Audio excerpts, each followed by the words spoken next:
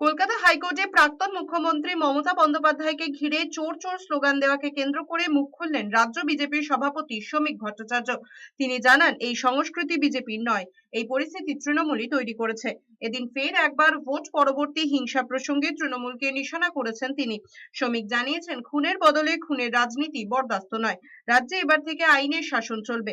Vote পরবর্তী হিংসা নিয়ে তার দাবি, তৃণমূলই তৃণমূলকে মারছে, আর দলের নেতারা বাড়ি থেকে শুধু বিবৃতি দিচ্ছেন আর সংবাদ মাধ্যমের মুখোমুখি হচ্ছেন। তাদের ময়দানে নেমে দলের কর্মীদের পাশে দাঁড়াতে হবে। কারা এই ঘটনার পেছনে রয়েছে তা তদন্ত করে দেখতে হবে। শ্রমিক আরো জানান, 4 তারিখ থেকে যারা বিজেপির পতাকা হাতে তুলে নিয়েছেন তারা দলের কেউ নয়। কোনো অশান্তিকে দল বরদাস্ত করবে না। আজ বিজেপি করে না, এই পরিস্থিতিও বিজেপি তৈরি করেনি। এই পরিস্থিতি যদি তৈরি হয়ে থাকে তার জন্য দায়ী তৃণমূল কংগ্রেস। কৃতকর্মের ফল তো সবসময় পিছু ছাড়ে না। তবে এ ধরনের ঘটনা যাতে না হয়, সুস্থ স্বাভাবিক সমাজ সেটাই চায়।